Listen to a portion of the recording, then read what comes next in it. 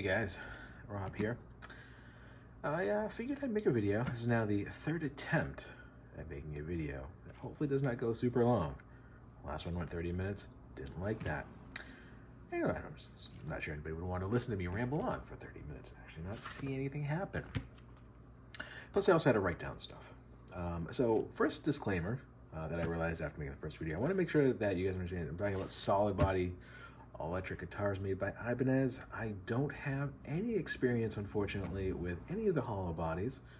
I don't have any experience with the acoustic or basses side of Ibanez. So when I'm talking this list, I am only talking solid body electric guitars made by Ibanez. Obviously left-handed, right? So without further ado, let's go ahead and let's begin. Now, pre-86 Japanese stuff, right? So I do have some limited experience with the Roadstar series, right? I do have a 440. And I know lots of people that have the 440s. We also have the Proline 1770, which is quite rare. My general take on the pre-86 Japanese stuff, amazing, absolutely fantastic.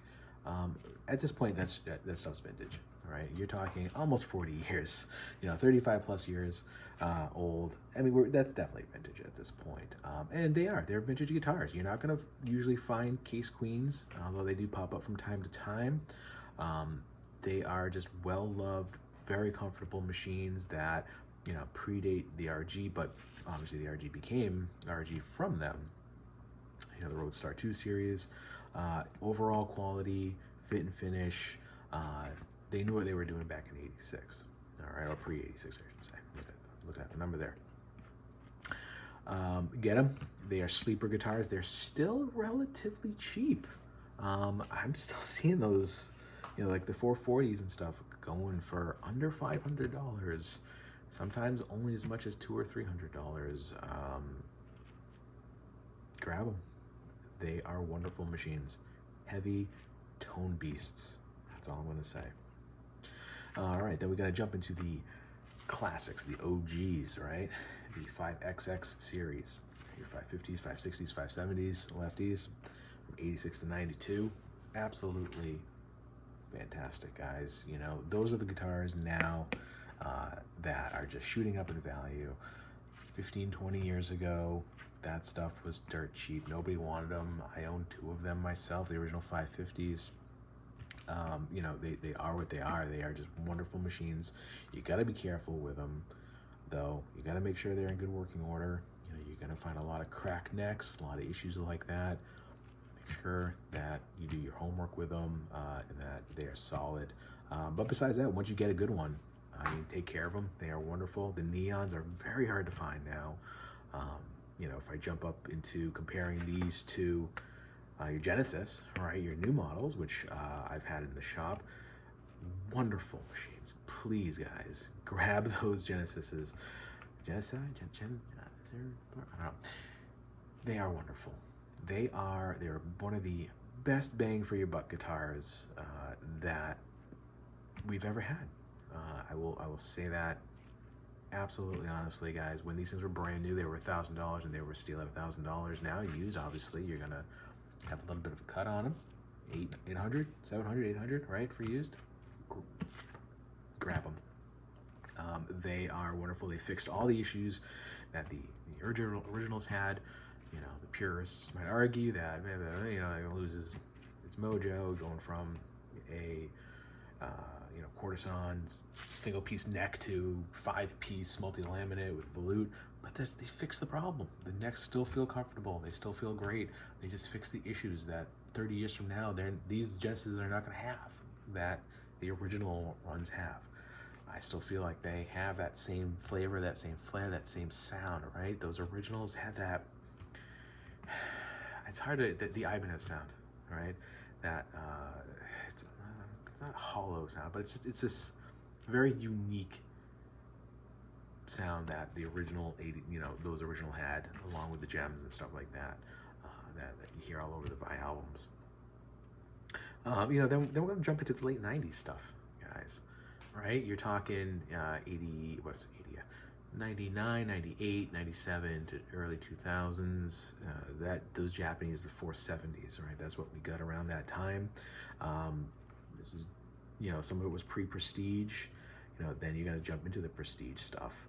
But the late 90s Japan stuff, the 470s, yeah, they kind of have crappy trims, but overall, I would rather spend money on those than anything else, and then like the um, Korean stuff, right, or the Indonesian, or like the 350, 370s. I would absolutely grab a set 470 over a 350 or 370 any day of the week. I mean, they are wonderful machines. It was the first Ibanez I ever had, and look, I mean, it started me out down this path of loving Ibanez, and absolutely wonderful. Definitely grab those 470s. Lock the trim down if you have to, whatever, make it hardtail. Necks are super comfortable. Their quality is there, it's on point. They are guitars that you could play on stage, play in a band. They're not junk overall. They are very comfortable and great sounding guitars.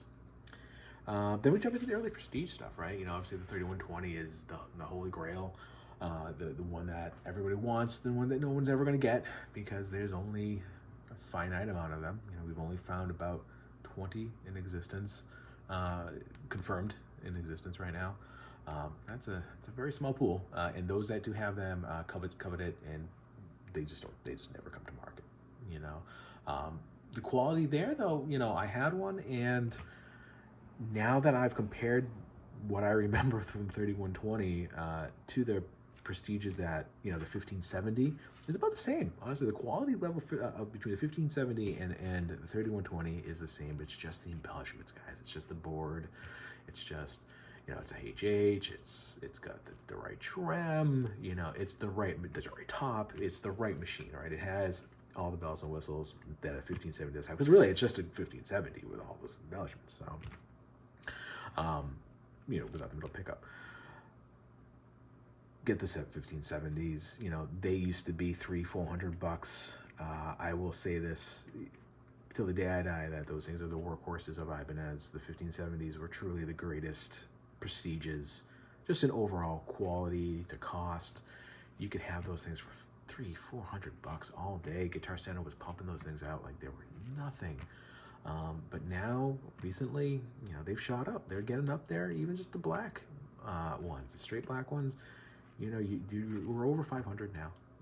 For a basic beat up one, $600, $700, $800 is not out of the question. When you start getting into the special finishes, the limited finishes, you're cracking four digits at this point. It is what it is. People have discovered now that what used to just kind of be known as kind of like the junkie prestige is really the everyman's workhorse great axe that just doesn't quit kind of thing, with one of the most comfortable necks I've ever had a pleasure of playing on, and I've played on a lot of them. So yeah, 1570 guys, that's where it's at as far as cost. But they're creeping up there. They absolutely are. Looking at the newer Prestiges, the 652s, I had one in the shop, and it's absolutely a wonderful machine. Fit and finish, just overall, great. If you guys can find a 652 at a decent price, buy them. They're not going to be a $2,000+ machine. They only sold new for around $1,500, and used, $1,200-1,300 probably, maybe less, depending on which version, because there's plenty of them out there. There's a lot, but people have realized once they bought them that they are wonderful machines, and that we were really lucky that Ibanez gave those to us. Also, to the 5320, I haven't had one of those yet in the shop, but that is just like the Uber machine right now, guys. I swear up and down, on paper, that is the best machine that's ever been given to us, and everybody that has one agrees wholeheartedly that it really is. It's the new 3120. I hate to say that, but it really is. It's still in production. Get them now. Get them before they disappear, just like all the previous models that you can't find anymore. Even the 652s, they're slowly going away. People are hoarding them in their collections. The 5320 will absolutely be the same way. And right now they're in production. I don't know how much longer they're going to last in production. So, yeah, you gotta you gotta think about that. Invest in them, and if you find them used, gobble them up. The appointments are just fantastic, right? So trying to, again, I'm trying to go through this a little quickly because I hate to make a huge super long video. But of course, the last but not least is going to be your Prestige versus your J Customs. And J Customs, you know, that people ask me a lot, and you know, now that I've had two of them in the shop, and let's why don't we just welcome one right now? Hold on. Just walk a little bit over here. On the stand for easier grabbing, but there you go, guys. All right. So these prestigious, these J Customs now, you know, that's a whole new ball game. As I hit the camera, or is it, right? Where's the worth here, right? When I look at this versus a 652 versus the earlier 1570s, I know, you know, that's been a big question about the J Customs. Yes, we were blessed that they even did this. I never would have guessed in a million years, and I even said that in our group, that I never would have guessed in a million years that they would have made these for us. As much as people shit on Ibanez for being anti-lefty, they have given us a decent amount of them, more so than other companies, for sure. I mean, right now, what's going on with Ernie Ball? Do they even make lefties anymore? I don't know. They seem to be giving us the big middle finger. So to get, you know, something like this is a blessing, but then they come out with the 5320, and then I look at this and I'm like, WTF Ibanez, right? It's kind of where Ibanez kind of goes down the hill sometimes for me when they do stuff like this. Not downhill, but they disappoint me more than anything else, more so than the gem lock screen fiasco. Really, the more I think about this, the more it drives me nuts. How is it that you can find stainless steel frets, luminal dots, all of the appointments that the 5320 has that are amazing that you can't find on here? Why? Why does the why for a guitar that costs $3,600 or $3,700, 35, what, over $3,000 new, doesn't come with stainless steel frets? It doesn't come with an ebony neck. It doesn't come with the low pro. But yet you put it on a $2,000 guitar. So those are the kind of things that drive me nuts sometimes with Ibanez, and I just don't understand. You know, yes, the fit and finish on this guitar is absolutely superior to a Prestige. You heard it from me. I will absolutely say that. The gapping, the finish, the quality of the fretwork, just overall in general, you can't find really any flaws on these things at all.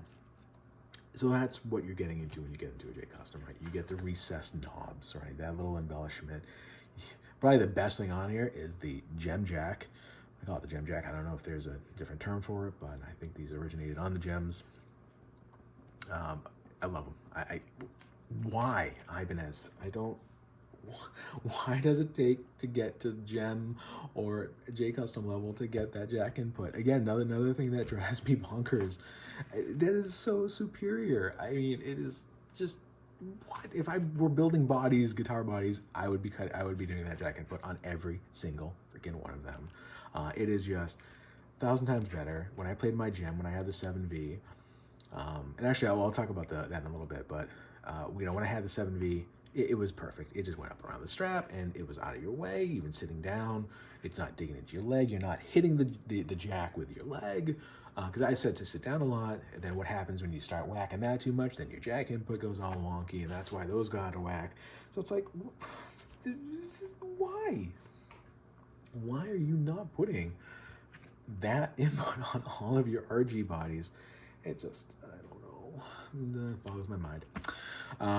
Yeah, that almost drives me more nuts, because it's like, why? Why does it take getting to this level? So for me, when I look at a guitar like this versus, say, the 5320 or the 652, at the end of the day, I can get a guitar to feel like this as far as like the fret work, um, you know, the setup work. Between the 652s or this, I would rather have two 652s. I can't talk. Versus one of these.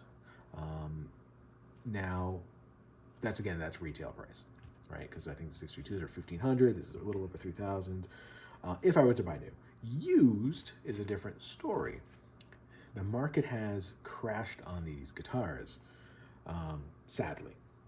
You know, again, I think it does kind of come down to what I mentioned a little bit. You know, why doesn't Ibanez do those things for such an expensive guitar? So really, this guitar has now come down to where I feel like its value should probably be, you know, maybe a little less. In fact, you know, the market is really kind of hurting for these, and I kind of feel bad. I feel like maybe they can go a little higher. But to see these go for $1,700, $1,800, $1,900, under $2,000 is amazing to me. At that level, these are must buy. They are absolutely fantastic for that price range. No questions asked. I would definitely buy one of these guitars for under $2,000. Now, when you start creeping up and you start getting to that 25, you know, over 2,000, 22, 25, where's that worth, right? Would you rather throw your money into a 5320? And I would say yes. I would go more towards the 5320, just because you're getting more bang for your buck when you're looking for that. Now, if you're a collector, if you get the pockets, you can afford this, go for it. It is still a stunning guitar. It is absolutely gorgeous. Again, you're paying extra for those little things on this guitar, that little extra level of finish work. Is it $1,500 more worth it? Yeah, I mean, new, I don't think so. Used, absolutely, all day, every day. So thank those who spent the new money on these to get them into the market, and then put them out on them and eventually lost money on them. So thank you guys for getting these into the used system at that price point. So some of us mere mortals who can't go up to that high, you know, can afford them. They're great. They're absolutely wonderful. You know, like I said, every little edge, every little corner is just immaculate on this guitar. It's just stunning. Around, right? Yeah. Oogle and ogle, yeah. Gorgeous. I love how, you guys can see that, they stop the clear coat before it gets onto the back of the neck, so that you're not dragging your ass like a dog across the carpet on a rough, like a high poly back of the neck, so it's nice and smooth. Although I'll get this nice little rub down, it'll get even smoother for a finish. But yeah, so that's what I have for you guys. I want to talk a little about that. Once I realized that I've worked on so many different levels of these, now that I can really truly give you guys my opinions on each and every single one of these different levels. Yeah, they're fantastic for the most part. But again, best buys, guys. The 550 Genesis, OG 5XX series, the 1570s to me are really just wonderful. Wonderful machines. All right, guys. Peace out, man. I don't want to get this too much longer here. All right. Ask me any questions, guys. So take care.